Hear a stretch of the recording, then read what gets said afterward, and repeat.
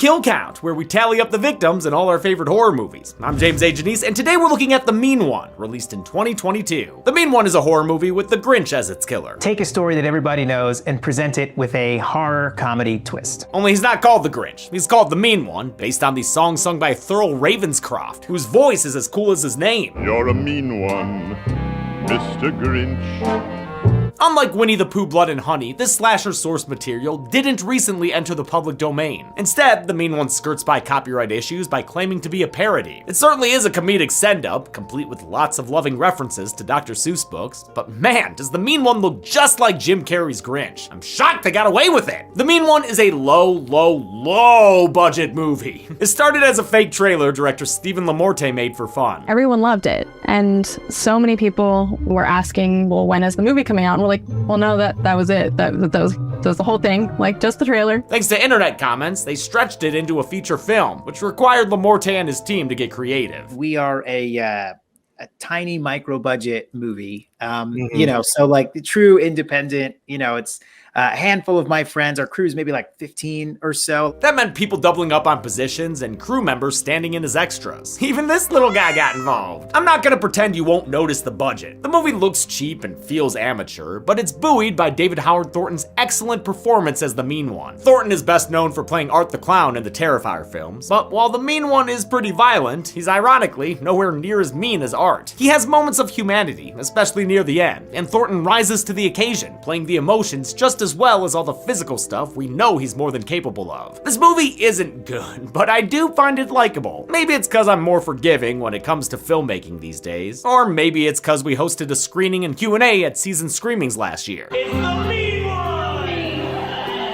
The filmmakers were uniformly lovely and happy to be there, and a lot of them, including the leading actress, come from the stunt world, which is cool. Of course it's trying to make bank off a recognizable property, but they're also having fun with it. Plus, it may be cheesy, but it does have holiday cheer. It feels more Christmassy than most Christmas horror, so if you're looking for Yuletide, this'll do the job. It stalls out more and more the further along it gets, but at least it ends with a nice punctuation that got a genuine laugh out of me. Also, I want to thank director Stephen LaMorte for sending me an advanced copy of a 45-minute making-of documentary. It's still being edited, thus the lack of backgrounds and interviews, but it was hugely helpful. It should be part of a special edition Blu-ray sometime in 2024, so keep an eye out for that if you like seeing how indie films get made. How many kills can one meanie greeny monster leave for us under the... Santa? Oh, hi, Jamothy. Didn't see you there. This is my set. What are you doing here, bud? Well, actually, I've been traveling the globe trying to find places to stream all my Christmas movies. It's a pain in the ass. Oh, Santa, you don't need to travel the globe to do that. You just need today's sponsor, NordVPN. Is that some kind of sleigh or something? No, you stupid Santa. NordVPN is a virtual private network that lets you connect to servers all over the planet, so you can enjoy instant access to hundreds of streaming sites worldwide. I mean, just picture it. You can virtually be in Switzerland watching Better Watch Out, or in Germany watching Anna and the Apocalypse. And if you want something a bit less horror-filled, you can check out How the Grinch Stole Christmas from Mexico. Wow, that sounds muy bueno! And you can use it for more than just streaming. It can also save you money. As I'm sure a well-traveled man like you knows, prices can vary by region. But with Nord, you can get access to the best pricing options across tons of products, like games, movies, or even plane tickets for those holiday trips home, you know? You know what I mean? Wow, thank you for all that information, you wonderful man. It's almost enough to get you right off that naughty list. Wait, what? Now I'm going home to watch White Christmas on American Netflix from the comfort of the North Pole. Santa, what? Why am I on the... That Danny Kaye sure is dreaming! Why am I on the naughty list? Santa, why am I on the naughty... I'm not naughty. I'm not naughty! You can virtually travel the world as fast as Santa with a 2-year plan at a huge discount, plus 4 additional months free when you use nordvpn.com/deadmeat. And with Nord's 30-day money-back guarantee, it's risk-free. That's nordvpn.com/deadmeat, or click the link in the description below. How many kills can one meanie greeny monster leave for us under the tree? Let's find out and get to that.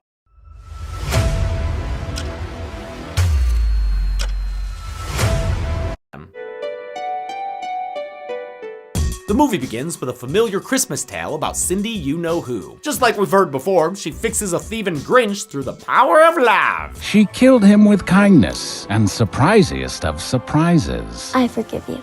That one simple kiss made his heart grow 3 sizes. But apparently we've been lied to about this tale, because shit really went down like this. Oh, get away from my daughter! I find this realistic depiction of a Grinch encounter hilarious. Cindy, get back! He's a monster! But it ain't chuckle fucks for Cindy when her mom is killed during the tussle via neck impalement. Cindy cries out, "Monster!" And the movie cries out, "Title card!" We get some good-looking establishing shots of the Grinch's mountain and Newville, the Whoville equivalent suburb, but don't get too used to the scale of things. The movie can't afford it for too long. 20 years after her mom died, Cindy's a grown-ass woman singing Christmas songs with her dad. They're cheesy. This whole thing is, welcome to Newville, bitches! Cindy's returned for, what else, closure, after living a life of trauma because of the whole mommy murdering monster mix-up. She and her dad return to their old home so they could sell it and move on, but the place still hits her in the face with memories. And bats! It's just a bad vibes incubator here. Sorry, Sin. She meets the Newville Police Department, which consists of a handsome deputy named Burke and Sheriff Hooper. Cindy knows Hooper from the night of her mom's murder, when he gave her a gaslighting life mantra. I need to hear you say it, sweetie. Monsters aren't real. He blamed the monster madness on a green ski mask they found, but never caught the supposedly human Christmas killer. No wonder she and her dad aren't big fans. Hooper is to Newville and Christmas, as John Lithgow is to the Footloose town and dancing. They don't allow that shit here, so this Santa-looking motherfucker better watch out. Wait, who even was that? Why did it fade out?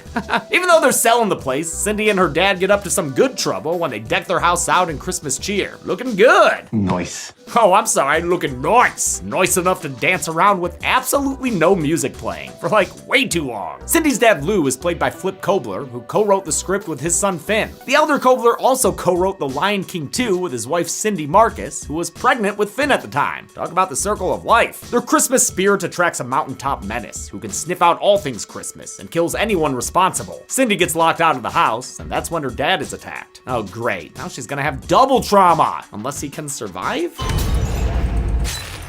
Oh fuck, he ain't surviving that. Cindy loses another parent, and the culprit once again gets away. She ends up in the hospital where she's visited by Mayor Margie McBean.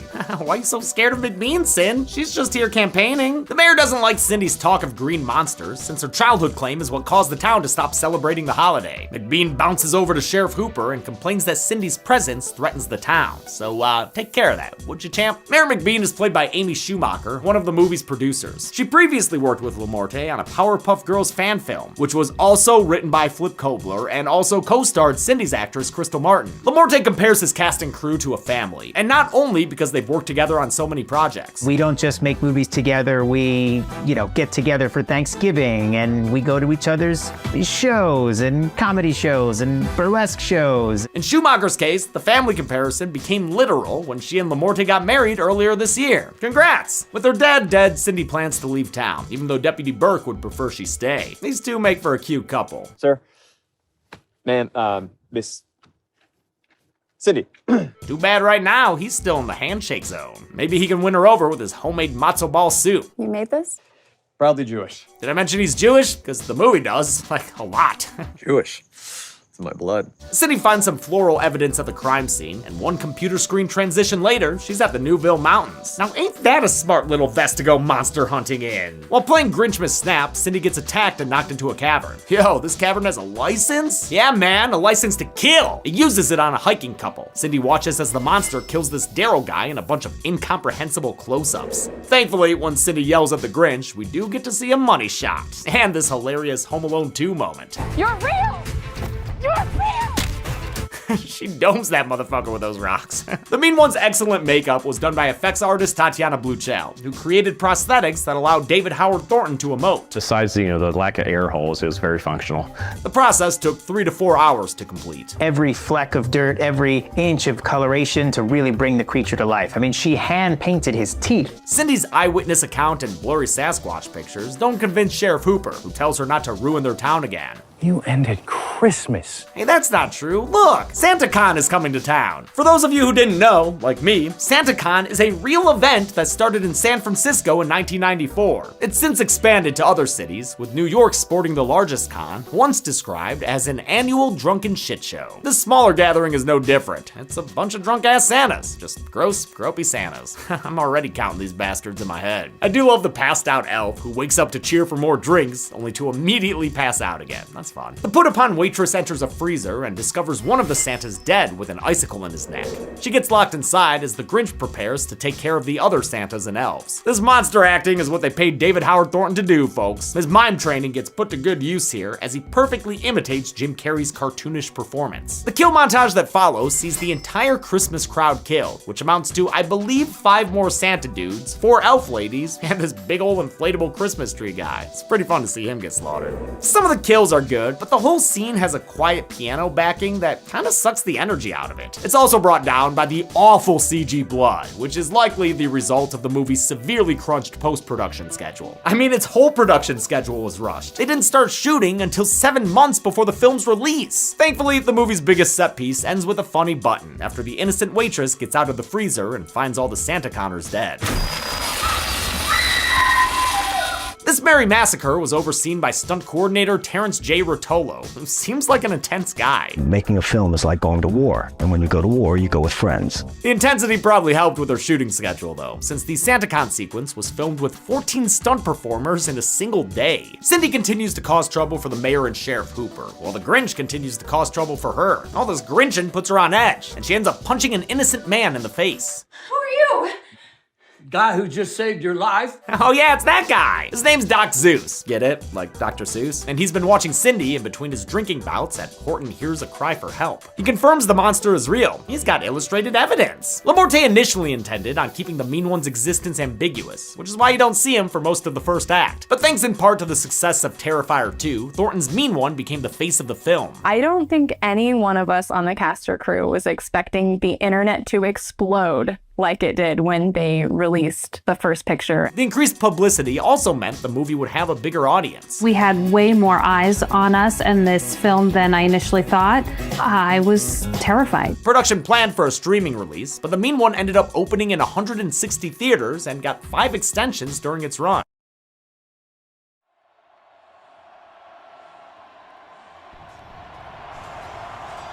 Cindy asks Doc what the monster is, and he almost gets him sued. Finch! Order from Mike Finch!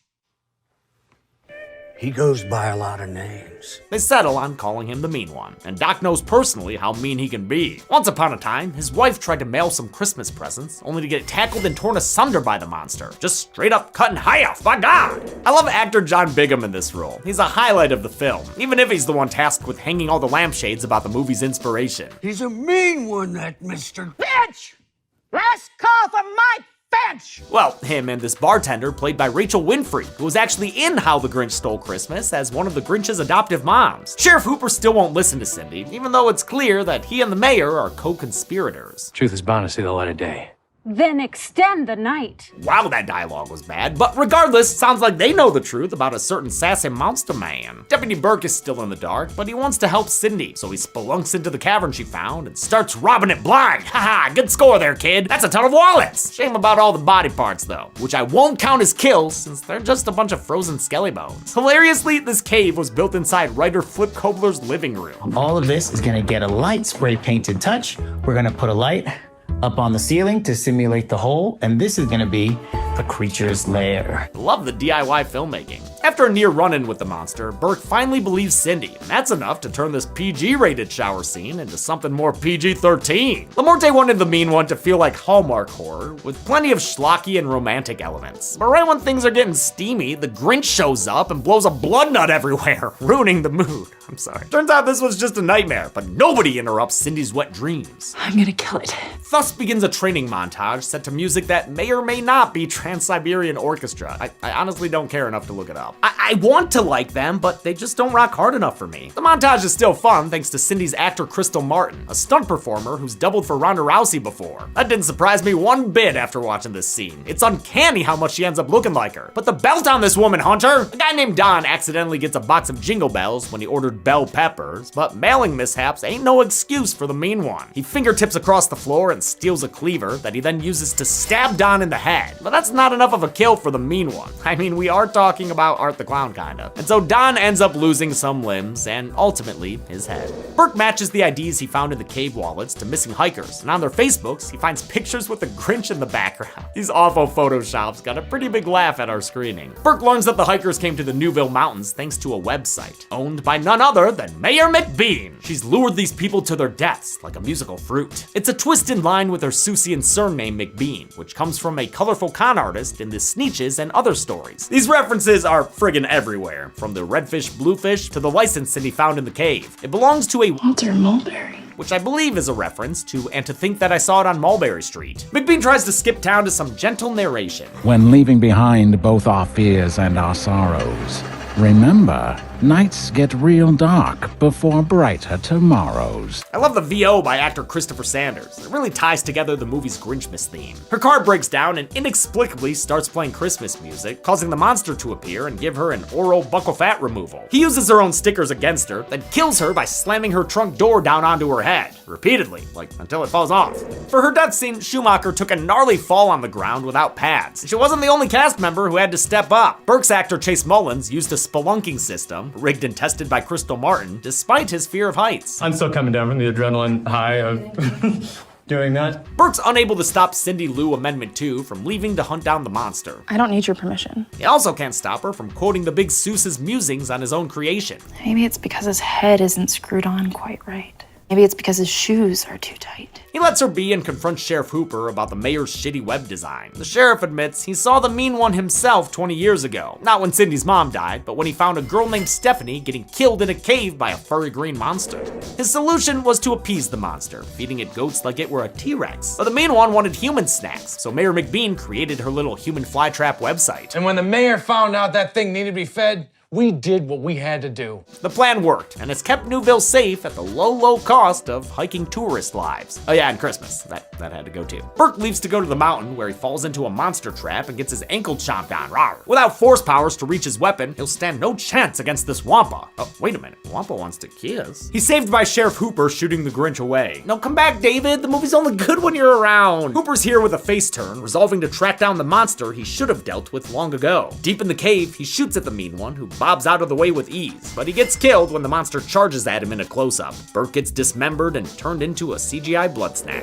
Cindy and Doc return to the movies so they can help Burke back to his car, and so Cindy can take back the leading role. Time to roast this beast. She sets a festive trap at her home with the boringest light display I've ever seen. Quantity doesn't mean quality, people. It's enough to lure the mean one inside, though, because this green dumb idiot doesn't realize it's a trap. Guess who?